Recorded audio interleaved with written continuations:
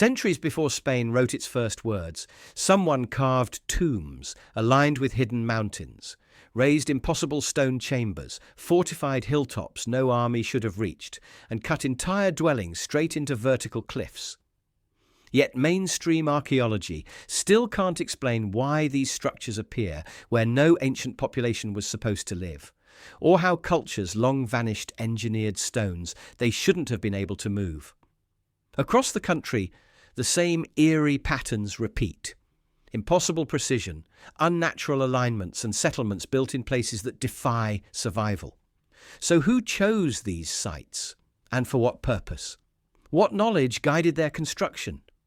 And if these megaliths were never meant for the living, then what exactly were they meant to protect? Dolmen Menga. Beneath the shifting Andalusian light, the Dolmen Menga settles into the earth with a patience that seems older than the limestone blocks that frame its long passage. A structure whose sheer mass and quiet intention have drawn centuries of study without quite yielding the motivations behind its placement. For while its form echoes other Neolithic monuments across Europe, its axis refuses the expected solar alignments and instead stretches directly toward the distant limestone face of Peña de los Enamorados, where a small, scarcely visible cave, La Cueva de Matacabras, holds faint schematic rock art that predates the dolmen itself, creating a line of sight so improbable in scale and precision that it invites slow reflection on how communities 5.5 millennia ago might have observed and interpreted the rugged horizon. And as one walks along the chamber's interior, the stones, some weighing over 100 tons, show subtle tool marks and bedding plane fractures that reveal practical quarrying knowledge, while their arrangement in trilithons and capstones displays a calculated sense of stress distribution rather than brute stacking, suggesting groups of builders who understood the malleability of the karstic landscape surrounding Antequera, its natural fissures, its shallow soil, and the underlying topography that could either support or collapse under such weight. Yet the monument's interior thickens the atmosphere with a different sort of deliberation, especially in the 5 great capstans, whose inclining profile gives the space a gradual downward pressure, a spatial narrowing that seems to draw the visitor toward the deep end, where a vertical well, unexpected in a funerary monument, descends almost 20 meters to the groundwater table, raising apparent contradictions about its purpose, since most European passage tombs emphasize solar cycles or ancestral visibility rather than subterranean access, and so the well remains one of the site's most questioned features, hovering between practical resource, symbolic threshold, and geological accident incorporated into the final plan. And outside, the mound that once fully covered the dolmen has eroded into a soft outline, but soil studies reveal layers of compacted sediment, indicating careful shaping rather than casual accumulation, with pollen traces hinting at a surrounding landscape more lightly wooded in the Neolithic than today. A mosaic of open ground, shrubs, and riparian pockets, the kind of setting where the approach to the monument would have been wide and unobstructed, the mountain always visible, the cave always present as a fixed point on the skyline. A place perhaps already known through oral traditions long before the dolmen was conceived, though archaeological evidence offers only fragmentary clues that the cave had symbolic weight, its abstract red motifs, positioned in ways that some researchers think may echo the orientation of bodies or pathways, while others caution that the designs are too sparse for clear interpretation. Still, the alignment remains deliberate enough that debates continue over whether the builders sought a connection with the cave's art, its elevation, or the mountain's silhouette itself, whose reclining profile resembles a human figure, a coincidence that may or may not have mattered to Neolithic communities, whose cosmologies remain largely inaccessible to modern inference. Yet the dolmen's architectural choices appear to amplify this line of sight, for the entrance corridor opens wide, lacking the constricted threshold, common to other Iberian megaliths, allowing daylight to spill deep into the chamber, illuminating the careful joints between stones, the red pigments once applied to the surfaces, now faint but detectable, and the subtle settling of the structure over millennia. Each shift, recorded in microfractures, that engineers study to understand how such a massive construction has endured in a zone prone to both seismic tremors and sloping erosion. And as each piece of evidence accumulates, new uncertainties arise, such as whether the monument served a single generation or multiple phases, whether its burial function was primary or secondary, and why, unlike its sibling sites within the Antequera complex, Menga emphasizes terrestrial alignment over celestial geometry, standing as one element of a broader prehistoric landscape, where choices were clearly not unified, but instead tailored to the particular character of each place. And it is here, in this tension between shared tradition and local adaptation, that Menga continues to invite speculation grounded not in dramatic claims, but in the quiet puzzles of its craftsmanship. The quarry distances manageable yet demanding, the transport methods unrecorded but plausible. Through sledges and coordinated labour, the knowledge of bedrock stability inferred through the dolmen's continued survival, and the decision to orient toward a modest cave rather than the rising sun. A decision that leaves open the possibility that the builders observed something in the terrain now invisible to us. Perhaps a ritual memory, perhaps a practical landmark, perhaps simply a relationship between people and land that cannot be neatly reduced to a single interpretation, leaving the dolmen in a state of unresolved dialogue with the mountain beyond, one structure anchored in stone, the other carved by deep time, both holding their secrets without urgency, as though the alignment between them remains meaningful even if its meaning has slipped quietly out of reach. Dolmen El Romeral. Within the rolling fields just outside Antequera,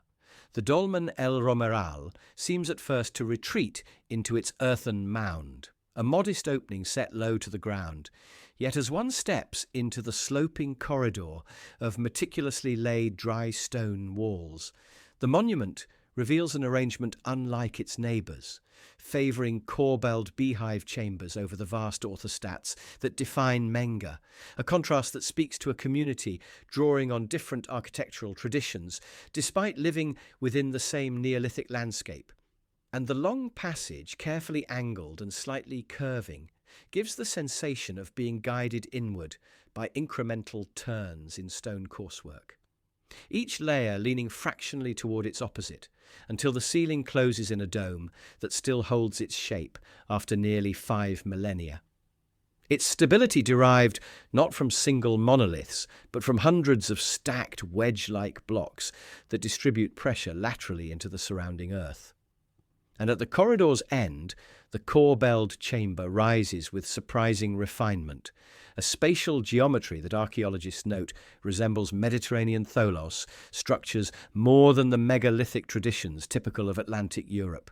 hinting at cultural contacts or evolving local practices rather than direct importation, especially since the materials, soft limestone from nearby outcrops, bear chisel traces,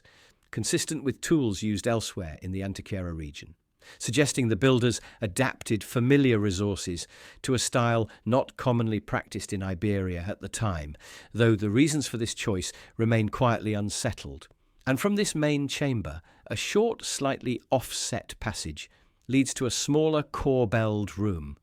forming a nested sequence that complicates interpretations of function. For while the monument aligns roughly toward the peak of El Torcal rather than a solar event, the shift in orientation between chambers, combined with the deliberate narrowing of the inner space, raises cautious questions about movement, procession, or staged ritual action, yet the evidence remains fragmentary, consisting mostly of pottery shards, scattered bone, and soil residues that do not permit confident reconstruction of its original use.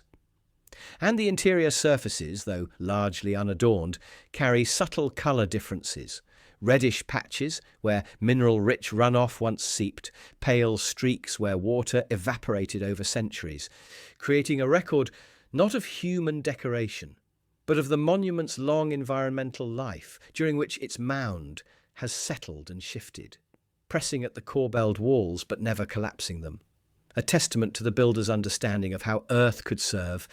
as both weight and support, stabilizing the chamber through compression rather than threatening it with uncontrolled pressure. And outside, the mound's profile softens into the farmland, its shape more subdued than that of Menga. Yet geophysical surveys show a carefully structured core beneath the soil, indicating that the builders shaped the mound intentionally rather than letting it accumulate, and that its mass plays a decisive role in the monument's endurance, anchoring the corbelled chambers in a compacted matrix of sediment and rubble that absorbs seismic motion, something particularly relevant in a region where limestone formations bear evidence of ancient tectonic activity. And compared with Menga's direct orientation toward the cave on Peña de los Enamorados, El Romeral's alignment feels more enigmatic, pointing neither toward a significant cavity nor a clear astronomical target, but toward a landscape of elevated ridges and fertile plains that may have held meaning now obscured by time. A meaning perhaps tied to seasonal grazing routes, territorial markers, or visual relationships with outcrops that no longer resemble their prehistoric profiles due to erosion. And while none of these possibilities can be confirmed, they reflect the manner in which the monument's design seems more attuned to its immediate surroundings than to distant landmarks. And this attentiveness extends to the corridor's slight slope, a feature that appears to compensate for natural ground gradients rather than intentionally elevate or descend ritual experience, though the effect remains perceptible even today, giving the passage a slow, measured gravity as the visitor approaches the first chamber, a gravity heightened by the tightness of the space and the low light conditions that shift subtly as one moves deeper inside. And as archaeologists attempt to trace the monument's construction phases, small discrepancies in masonry technique, differences in block size, jointing precision, and corbelling angle suggest additional work or adjustments over time, perhaps responding to structural needs or changing. Ritual preferences, though again, the material record allows only restrained inference, and the monument resists firm timelines beyond its broad placement in the late Neolithic to early Copper Age. Yet the persistence of its interior geometry invites ongoing reflection. For the chambers, though formed from modest stones rather than towering megaliths, create a sense of enclosure that feels neither purely funerary nor exclusively ceremonial, a spatial ambiguity common across Iberian prehistory, where monuments often blend roles that modern typology tries to separate. And in El Romeral, this blend is heightened by the twin-chamber layout that seems deliberately sequenced but not easily explained. And the monument's relationship to Menga and Viera, the other major dolmens of Antequera, deepens the puzzle, as all three form a complex within a few kilometres, yet diverge or converge in ways that raise questions about shared intent, lineage and adaptation, leaving El Romeral as the structure that both belongs to and stands apart from its companions, a place where the builder's choices appear neither accidental nor fully interpretable, and where the beehive chambers hold their silence in smooth, inward curving walls, creating a final impression of a monument anchored firmly in its landscape, yet suspended in interpretive uncertainty. Its corbelled vault, whispering of skills well understood, but purposes only partially glimpsed, as though the structure were designed to endure precisely in this twilight, between what can be measured and what remains quietly beyond reach. Segóbriga. Across the high plains of central Castile, where the landscape stretches in muted tones of wheat, gypsum, and scattered limestone, the ruins of Segóbriga rise from a low hill with a clarity that contrasts sharply with the fading edges of older Iberian settlements. For here, the Roman imprint remains distinctly legible in the stone curves of a theatre, the sweeping outline of an amphitheatre, and the grid-like logic of streets that still follow the contours of a planned provincial centre. Yet even with this apparent coherence, the city unfolds in layers that reveal a slower, more gradual process of urbanisation than its monumental facades might suggest. Beginning as a modest pre-Roman oppidum, whose strategic position near mineral deposits and transit routes gradually drew Roman attention and investment. And as one passes through the partially reconstructed gate,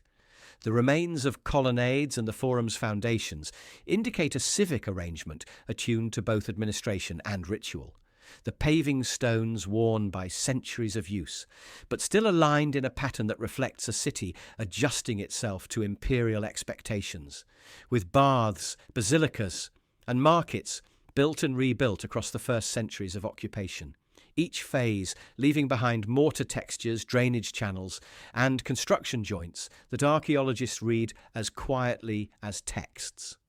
And the theatre, carved into the hillside rather than constructed freestanding,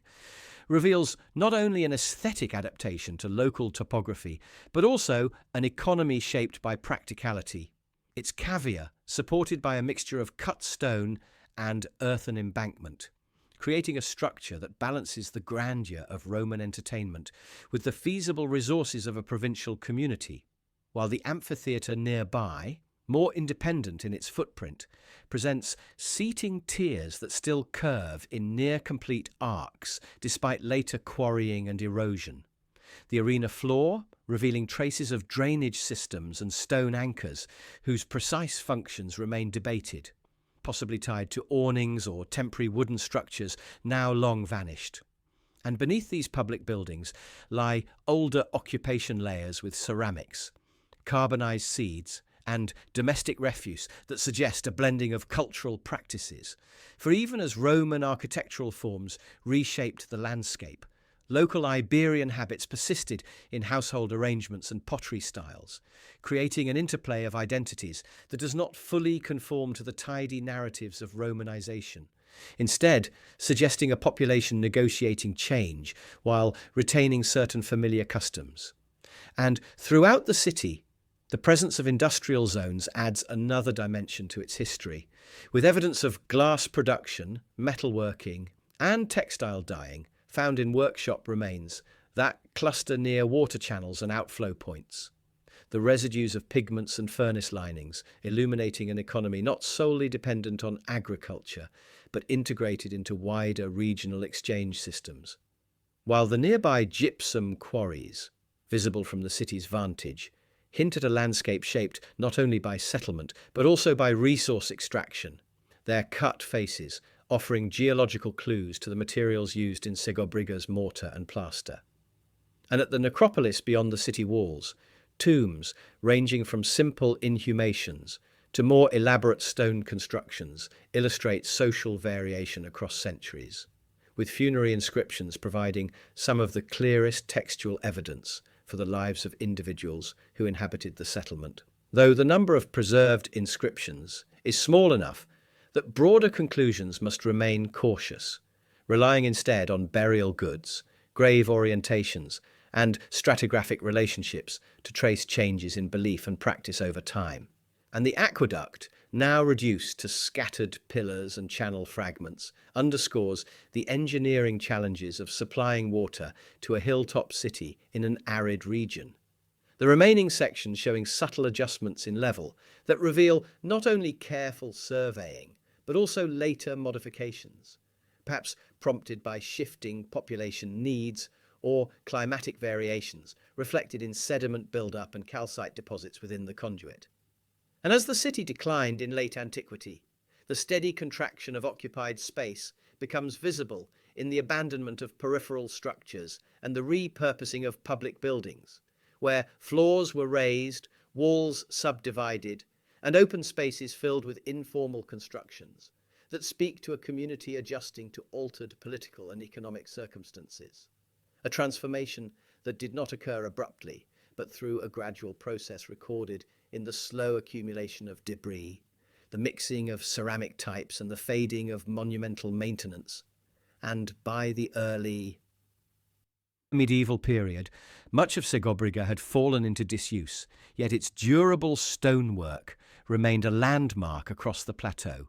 attracting later quarrying that removed valuable blocks while leaving partial silhouettes of once imposing structures. The resulting landscape becoming both an archaeological challenge and a testament to the long afterlife of Roman materials in the surrounding region. And today, as researchers continue to refine the city's chronology through microstratigraphic analysis, soil chemistry, and architectural study,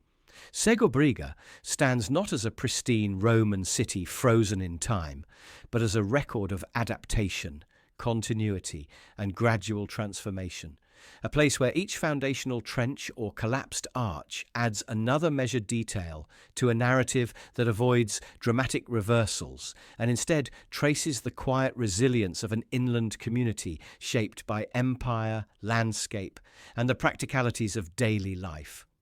Leaving the ruins suspended in that space between clarity and incompleteness, where the outlines of streets remain visible, yet the fullness of lives lived within them can only be approached through the steady, careful accumulation of evidence that hints at much but resolves only some of what once animated this plateau. Numantia.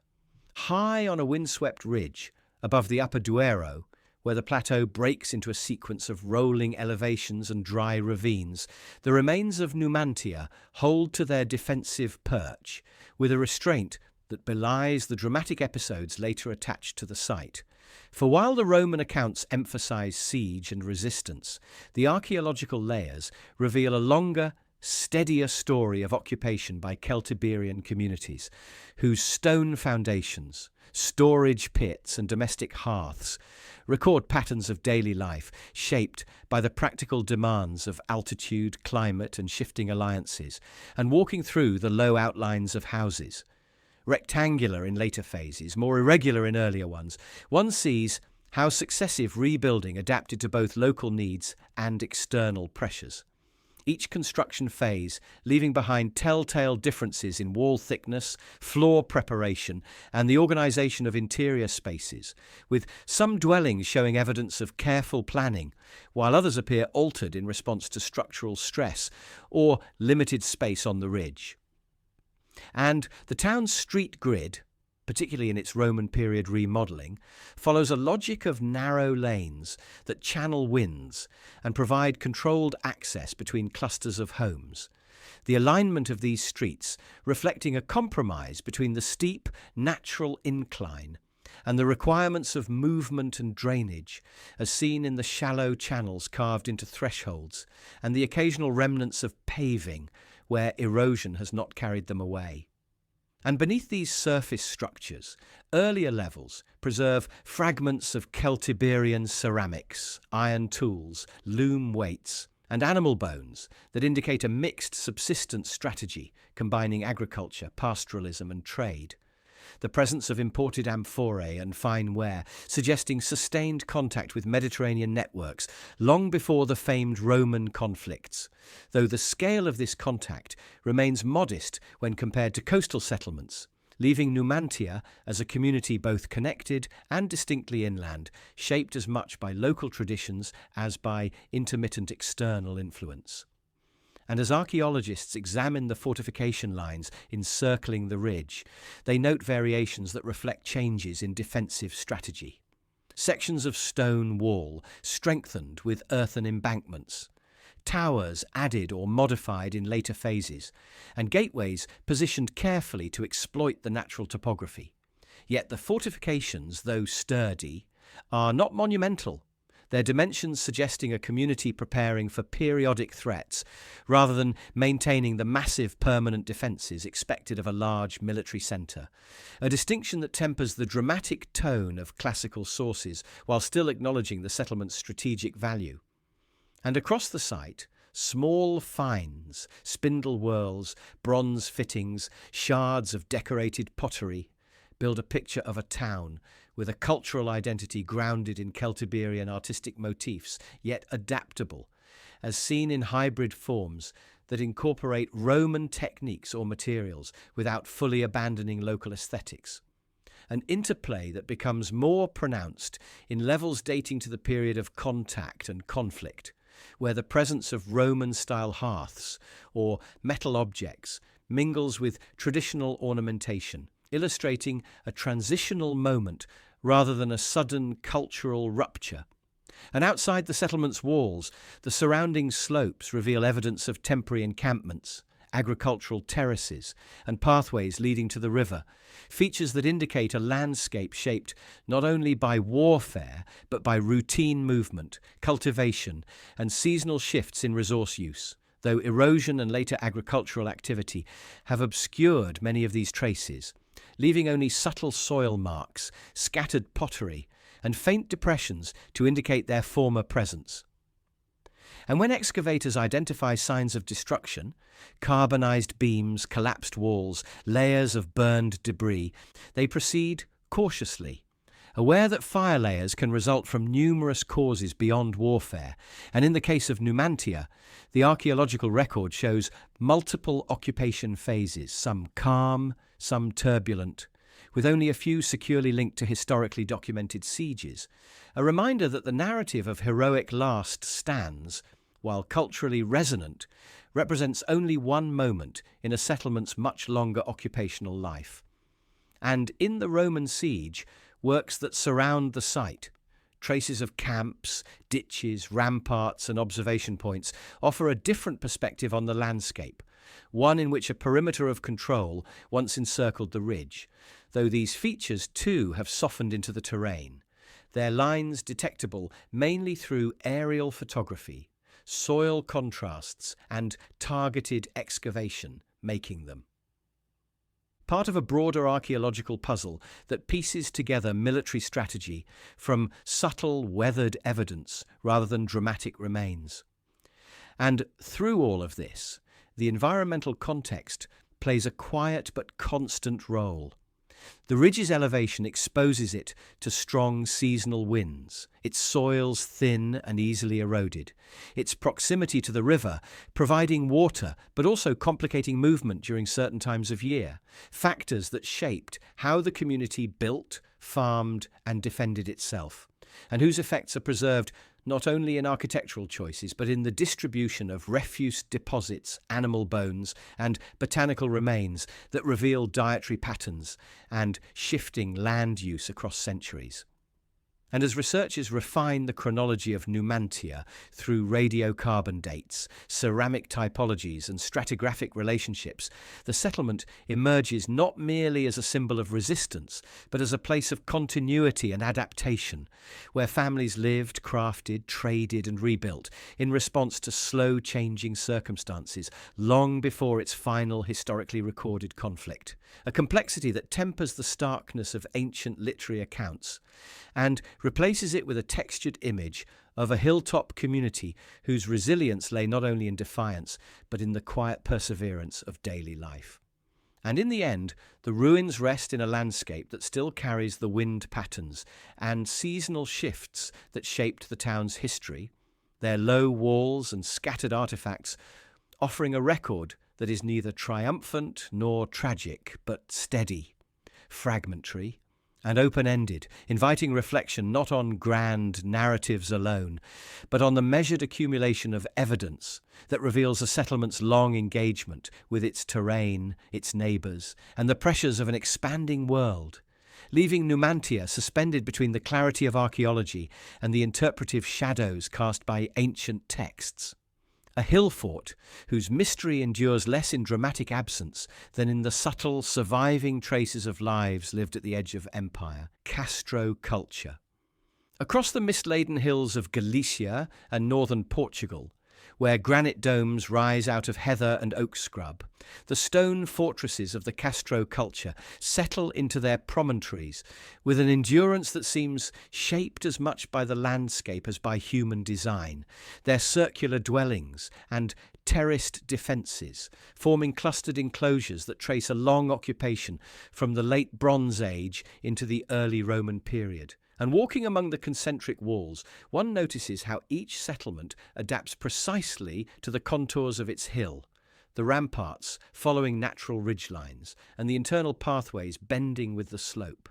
an architectural dialogue between people and terrain that reveals a practical grasp of drainage, wind exposure, and visibility rather than any attempt at geometric regularity. And in sites like Santa Tegra, San Cibrao de las, or Briteros,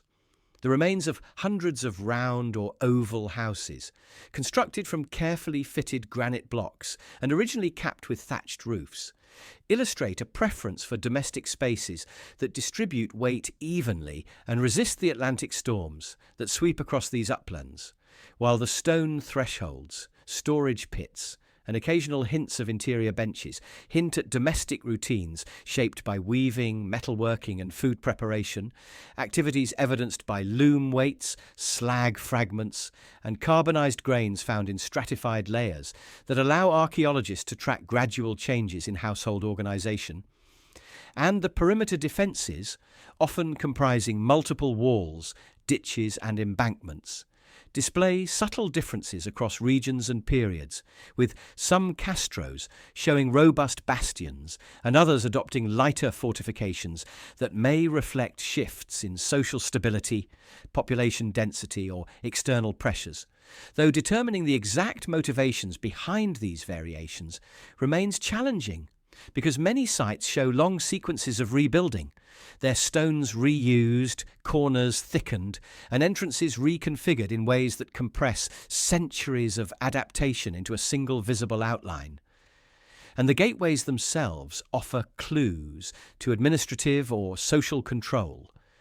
their narrow angled passages designed less for dramatic opposition than for managing movement, guiding visitors inward through controlled points that sometimes open onto small plazas or communal spaces, the latter identified through paved surfaces, hearth residues, and concentrations of domestic refuse that suggest zones of gathering rather than purely defensive nodes, though the nature of these gatherings, whether ritual, economic, or administrative, remains open to interpretation. And across many castros, decorative stonework appears in modest but meaningful forms, such as carved spirals, geometric motifs, or reliefs integrated into household facades, suggesting an aesthetic tradition that values pattern and continuity. And while these designs do not resolve questions of symbolic meaning, they provide glimpses of a cultural identity expressed not only through defensive architecture, but also through household ornamentation, a balance that hints at communities invested in both practicality and visual expression. And beneath the domestic layers, earlier phases reveal more rudimentary constructions, post holes, clay floors, and hearths that show how settlements expanded incrementally, sometimes beginning as small hilltop refuges before growing into substantial fortified villages, their growth patterns visible in the thickened walls and infill structures that archaeologists map to understand demographic and social change over time, though erosion and later reuse of materials often blur these sequences, leaving interpretive gaps that require cautious reconstruction. And at the same time, evidence of metalworking, iron slag, bronze droplets, moulds, and tools indicates a skilled craft tradition that links the castros to regional trade networks, especially in tin and copper, materials central to Bronze Age production but still important in later periods. And isotopic analyses of certain artifacts suggest connections not only within Galicia and northern Portugal, but across broader Atlantic circuits, though the extent and regularity of such exchange remain debated due to the fragmentary nature of the evidence. And within some castros, particularly larger ones, archaeologists identify structures interpreted as potential workshops, storage facilities, or meeting spaces, yet these interpretations remain tentative, grounded in features such as unusual floor plans, concentrations of specialized debris, or proximity to communal pathways rather than definitive functional markers. A reminder that the daily rhythms of these communities must be inferred from material traces that rarely speak. Unambiguously, and with the arrival of Roman influence, certain castros undergo notable transformations. Rectangular buildings appear alongside the traditional roundhouses. Tiled roofing replaces some thatch, and imported pottery, coins and metal goods enter the domestic assemblage, providing clear markers of contact without indicating abrupt cultural replacement. For the persistence of circular domestic architecture and local craft traditions suggests a gradual, negotiated transition rather than wholesale assimilation, a process reflected in hybrid building techniques where Roman-style masonry coexists with long-established construction forms. And beyond the fortified walls, the surrounding landscapes host agricultural terraces, field systems and pathways that reveal how Castro communities interacted with their broader environment. Though these features survive unevenly, often masked by later land use or eroded by centuries of rainfall, leaving only faint soil marks, scattered pottery, or alignment patterns detectable through aerial survey or targeted excavation. And these traces, while subtle, reinforce the idea of settlements integrated into their surroundings, rather than isolated hilltop refugees. And throughout the region, the distribution of castros, some separated by only a few kilometres, raises ongoing questions about social organisation, territoriality, and inter-settlement relationships,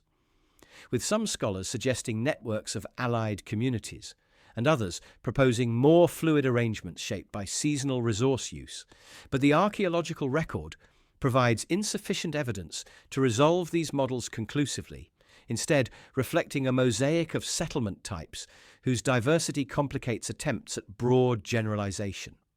And finally, as the granite walls weather under the Atlantic winds, the castros remain suspended between clarity and incompleteness, their rounded foundations and terraced defences offering grounded, tangible evidence of long-lived communities, while leaving motives, governance and belief systems only partially accessible, creating a landscape where mystery arises not from absence, but from the quiet persistence of material forms whose meanings have subtly shifted across millennia, inviting reflection on how these hilltop villages once balanced resilience, adaptation, and identity against a backdrop of changing horizons and the gradual encroachment of external power.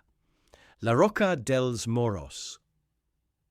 Across the sandstone cliffs of the lower Ebro Basin, where wind-sculpted overhangs form natural shelves above the river's shifting channels,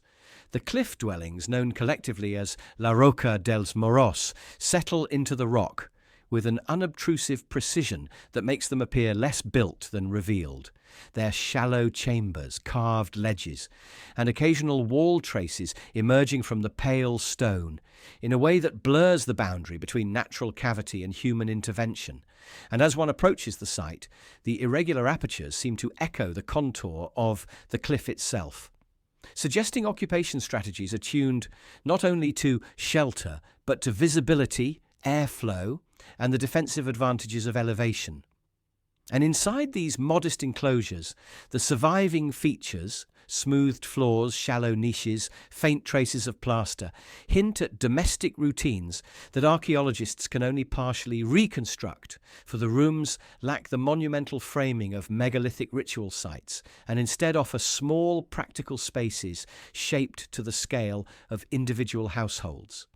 Their functions inferred from scattered artifacts such as pottery fragments, grinding stones, and occasional storage pits cut into the bedrock,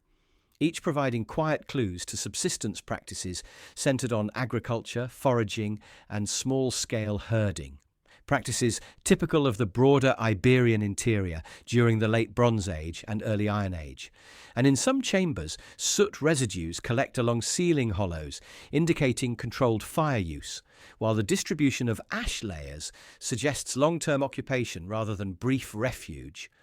Though the absence of large refuse deposits complicates efforts to trace duration or demographic patterns,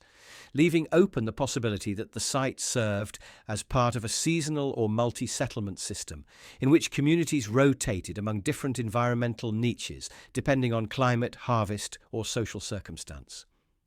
And the cliff's orientation, receiving morning sun but protected from prevailing winds, would have offered a degree of environmental buffering, while its elevation above the valley floor provided vantage over movement along the river corridor, a feature that may have held strategic significance, even if the site was not primarily defensive, for the surrounding region shows evidence of interconnected settlements, open-air villages, fortified hilltops and caves, each contributing fragments to a landscape that appears more diversified than the simplicity of the dwellings might suggest. And across the walls of certain chambers or adjacent overhangs, faint traces of prehistoric rock art linger in fragments of red or ochre pigment, their motifs abstract and difficult to interpret, yet their presence implies a cultural layering in which symbolic practices coexisted with domestic life, though whether these paintings directly relate to the inhabitants of the cliff dwellings or represent earlier activity later incorporated into their lived environment remains uncertain, a temporal overlap that underscores the region's long continuity of human presence. And erosion plays an equally significant role in shaping what remains, for the soft sandstone is prone to spalling and water carving, and many of the dwelling's original features likely collapsed or dissolved over centuries, leaving archaeologists to work with partial outlines whose edges have softened into the cliff face. And this natural degradation complicates attempts to distinguish intentional carving from geomorphic processes, especially in transitional features such as half-formed niches or ambiguous ledges that could represent either early construction phases or natural formations adapted by inhabitants. And studies of nearby soils and terrace remnants indicate that the communities who used these cliff spaces cultivated the valley floor and possibly maintained small irrigation features, though these agricultural traces are dispersed and often overlain by later activity, making it difficult to correlate specific terraces with specific phases of cliff occupation and environmental data. Charcoal, pollen, and faunal remains suggests a mixed landscape of open woodland, riparian vegetation, and cultivated patches, a mosaic that would have offered varied resources, but also required ongoing adaptation to seasonal flooding and shifting river channels, factors that may have influenced decisions to reside above the reach of floodwaters. And ceramics found at the site,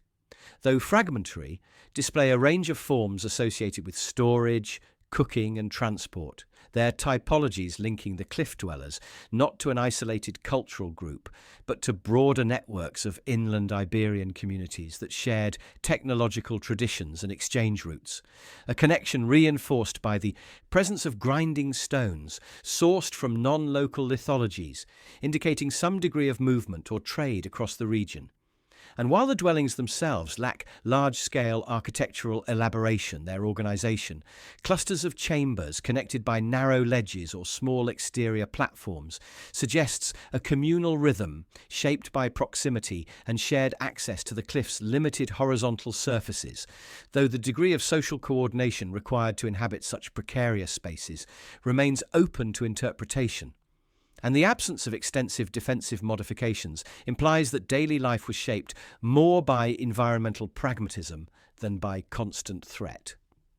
And in the broader context of Iberian prehistory, Laroka del Moros represents one variant among many settlement strategies, neither fully cave-based nor fully open-air, but occupying a middle ground defined by the interplay of geology, climate and human adaptation, a place where modest domestic traces hold a long archaeological story in compressed form,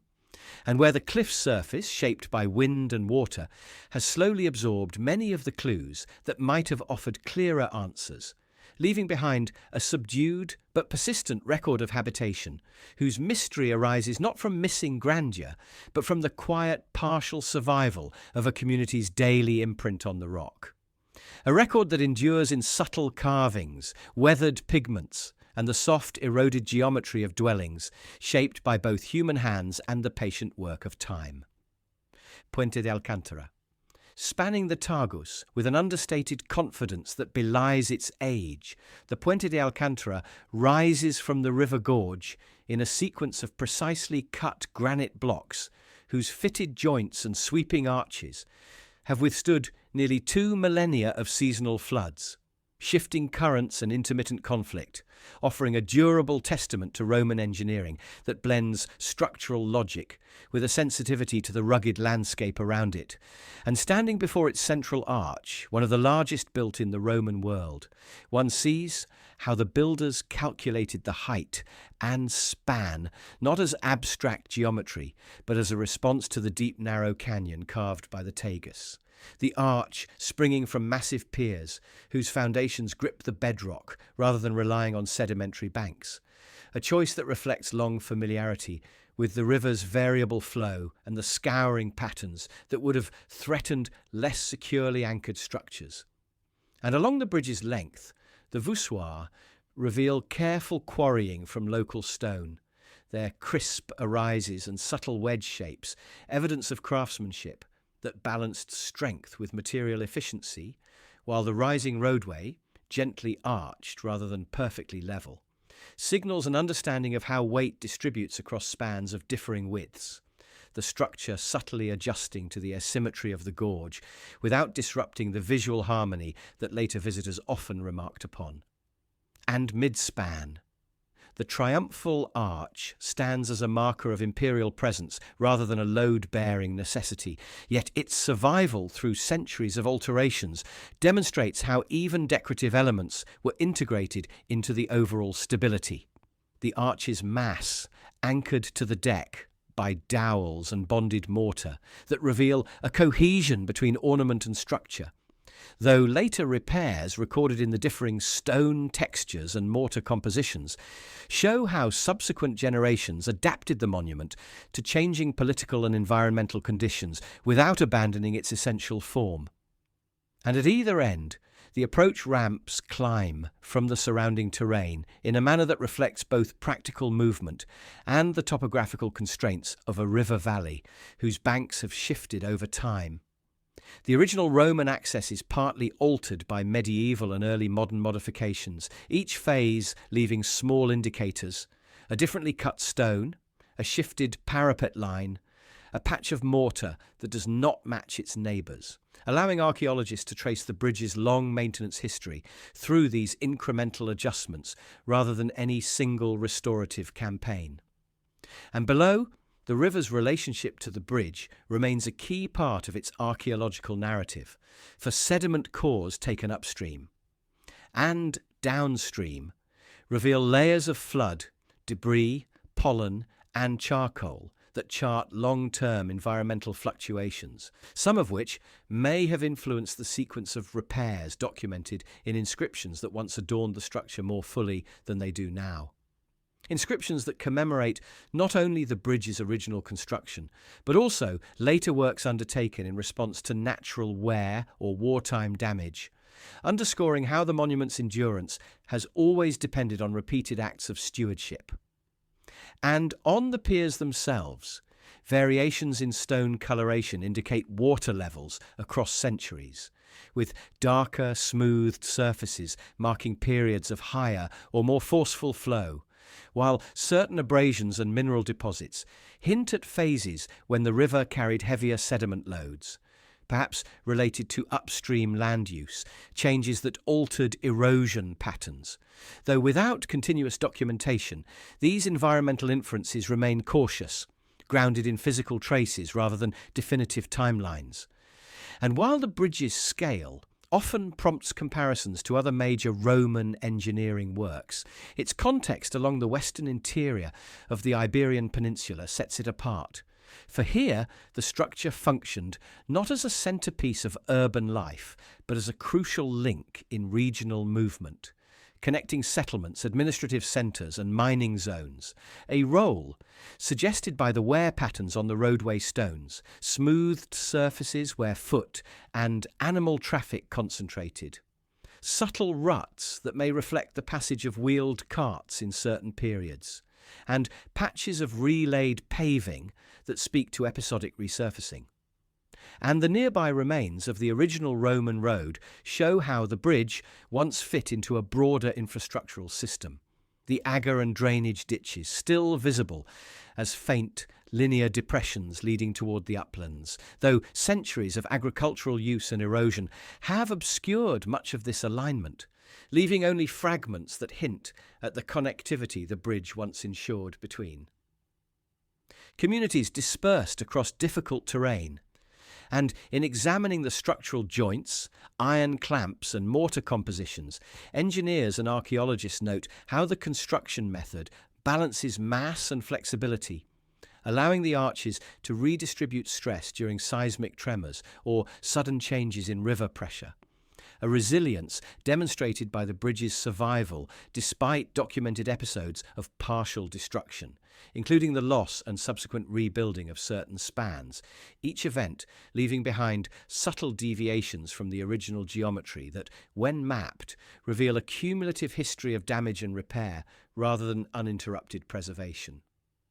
And throughout this long sequence, the bridge's aesthetic qualities, its proportions, the rhythm of its arches, the integration of the triumphal gateway, have remained largely consistent, preserved not through an intent to monumentalize, but through the practical reality that the most effective repairs tended to follow the original design principles, making the structure a palimpsest in which centuries of intervention align closely with the initial engineering logic.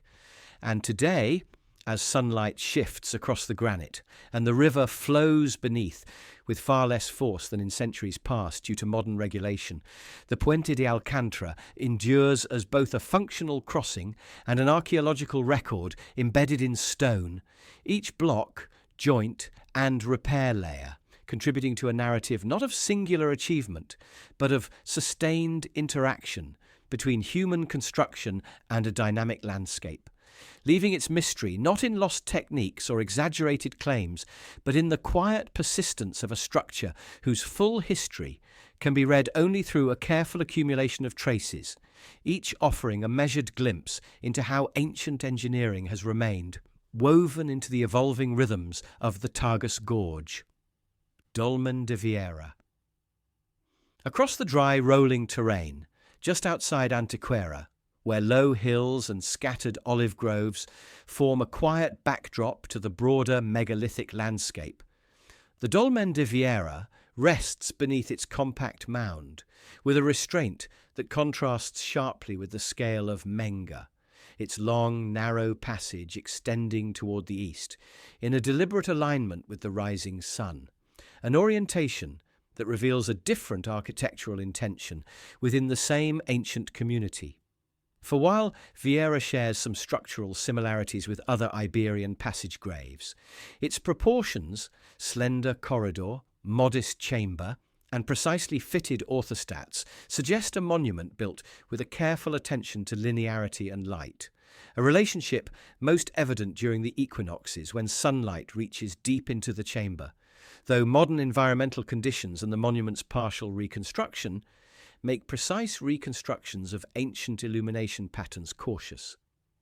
And walking the length of the passage, the orthostats on either side present a contrast of textures, some smoother, where ancient shaping is evident,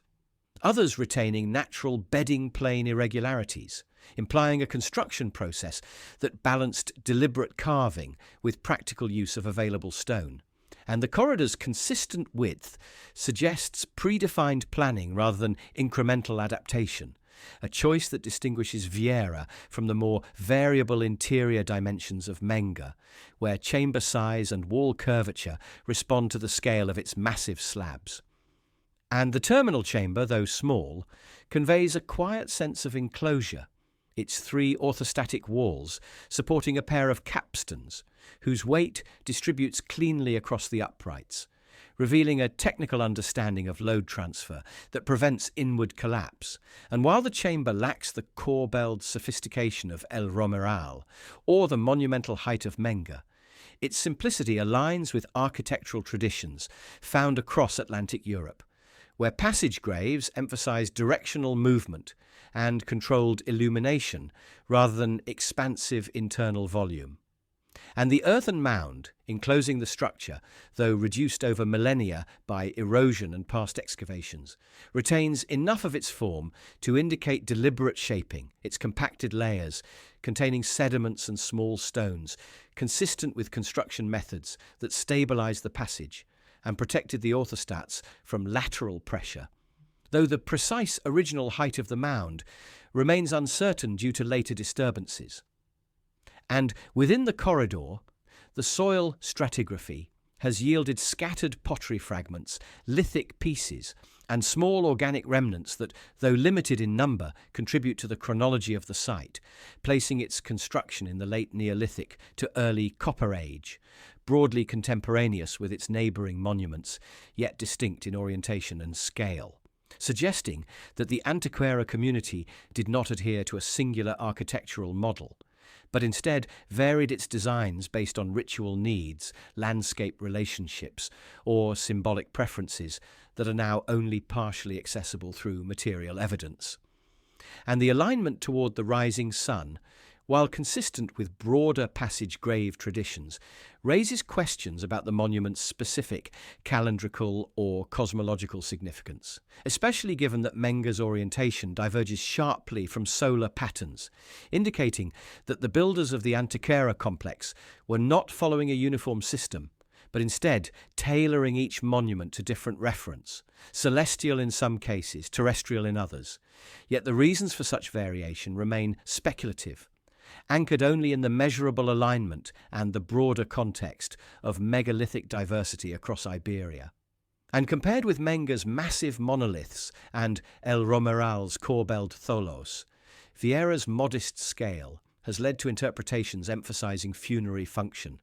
though the lack of abundant grave goods or clearly preserved human remains complicates this assumption, leaving open the possibility that its use was episodic, ceremonial, or symbolic rather than primarily sepulchral, and the disturbance of the chamber in historical periods further obscures its original contents, making careful stratigraphic interpretation essential for reconstructing any sequence of deposition or use. And outside the passage, faint traces of an original enclosure or forecourt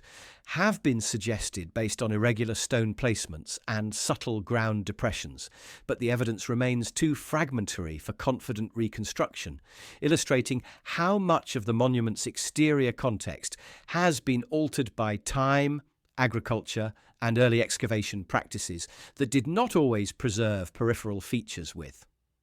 modern precision. And environmental studies of the surrounding terrain indicate that during the Neolithic, the area likely contained more open woodland interspersed with grasslands, offering clearer sight lines between the dolmens and the surrounding hills, a contrast to the more vegetated modern landscape. And this openness may have contributed to Viera's solar orientation, ensuring that the horizon remained unobstructed during the key moments of dawn illumination that define its architectural logic.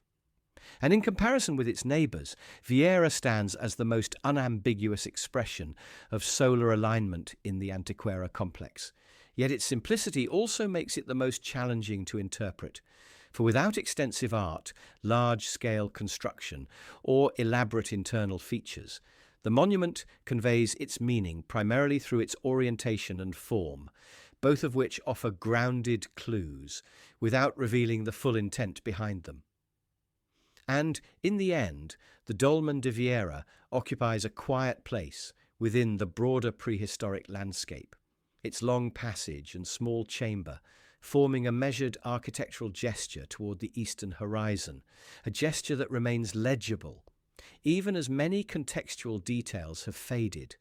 leaving a structure whose mystery lies not in dramatic absence, but in the subtle persistence of an orientation that continues to frame the passage of light across the stone interior, providing a small but enduring window into how ancient communities may have synchronized architecture, landscape, and celestial cycles in ways both familiar and still partly beyond reach. Antequera Megalithic Complex. Across the undulating plain at the heart of Andalusia, where isolated limestone massifs rise abruptly from softer sediments, the Antequera Megalithic Complex gathers its three principal monuments, Menga, Viera, and El Romeral, into a landscape that feels both unified and quietly dissonant, each structure offering a distinct architectural vocabulary, while sharing a broader prehistoric context shaped by geology, visibility, and ritual practice. And approaching the complex from the surrounding fields, one sees how the monuments occupied gentle elevations rather than dramatic peaks, their placement suggesting a preference for accessibility and line-of-sight relationships over seclusion, with Menga and Viera aligned along an east-west axis, and El Romeral positioned apart on a slight rise that redirects attention toward the rugged formations of El Torcal. And beneath this spatial arrangement lies a deeper geological foundation, for the Antequera basin contains sedimentary layers that facilitated the quarrying of both large orthostats and smaller workable stones, a resource diversity reflected in the contrasting construction techniques. Menga's colossal monoliths drawn from nearby outcrops, Viera's more manageable slabs shaped for tight corridor alignment, and El Romeral's corbelled chambers built from small limestone pieces stacked in inward-leaning courses, each method demonstrating a nuanced understanding of stone properties, mass, fracture lines, load distribution, translated into architectural form rather than being imposed upon the landscape without regard for local material constraints. And in studying the complex as a whole, archaeologists note both the temporal proximity of the monuments and their divergent orientations, with Menga turned toward the distant cave of Matacabras on Peña de los Enamorados, Viera aligned to the equinoctial sunrise, and El Romeral oriented toward the heights of El Torcal, a triad of directional choices that implies a broader ritual or symbolic framework, not easily condensed into a single explanatory model. For while solar alignments are well attested across Atlantic Europe, the terrestrial focus of Menga and the mountainous reference of El Romeral complicate attempts to reduce the monuments to a uniform cosmology. And these divergences appear even more pronounced when considering internal features such as Menga's deep well, an anomaly among Iberian dolmens, contrasted with Viera's pure axial simplicity and El Romeral's nested corbelled chambers, each interior shape modulating the visitor's movement and perception in distinct ways, suggesting different experiential functions that may have corresponded to varied ritual sequences. Though without extensive artifact assemblages to anchor these interpretations, the internal logic of each monument remains partly veiled, supported by structural evidence, yet open to multiple grounded readings. And outside the monuments, soil studies reveal traces of ancient paths, compacted surfaces and distribution patterns of flint flakes and ceramic fragments that imply zones of activity between the dolmens. Though these traces are diffuse, their relationships obscured by millennia of agricultural use, making it difficult to reconstruct whether the monuments were used simultaneously or in phases, and whether the spaces between them hosted gatherings, processions, or more functional tasks associated with construction and maintenance. And the broader landscape contributes another layer of context, for during the Neolithic and Copper Age, the region likely contained more open woodland and fewer cultivated fields, offering unbroken sightlines to the surrounding massifs, whose distinctive silhouettes, particularly that of Peña de los Enamorados, would have served as reference points in both daily navigation and ritual meaning-making. Yet, the degree to which these landmarks influenced architectural decisions is inferred primarily through alignment and visibility studies, rather than direct evidence, leaving interpretations grounded but necessarily cautious.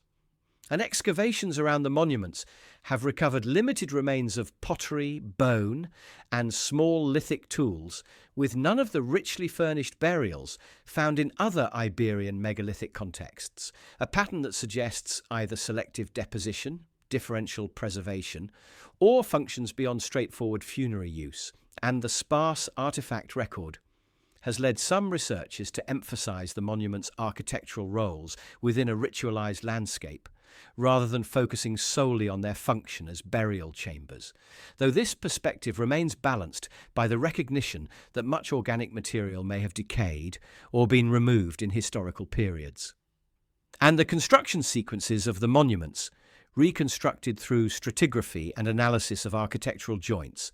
indicate prolonged use and occasional modification, especially at Menga, where subtle changes in wall positioning and capstan support hint at adjustments made during or after construction, while Viera's tighter corridor and smaller chamber suggest a more singular building episode, and El Romeral's corbelled vaults reveal a precision that likely required coordinated labour and repeated skill transmission across generations, each monument thus embodying different organisational demands within the same regional community. And taken together, these structures show that the Antequera megalithic landscape cannot be reduced to a single tradition or purpose, instead reflecting a set of overlapping practices that evolved over centuries, incorporating local geological features, social needs, and symbolic references into forms that resist simple categorization, their differences underscoring the adaptability and diversity of prehistoric communities rather than any monolithic cultural template. And as sunlight shifts across the mound surfaces, and the distant mountains cast long shadows over the basin, the complex's monuments remain interlinked through their enduring presence, rather than through any single interpretive thread,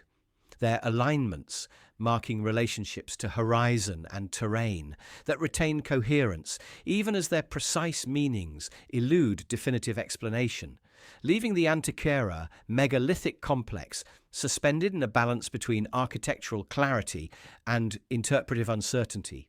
A landscape where stone, earth, and direction hold steady traces of ancient intention, while allowing much to remain quietly unresolved,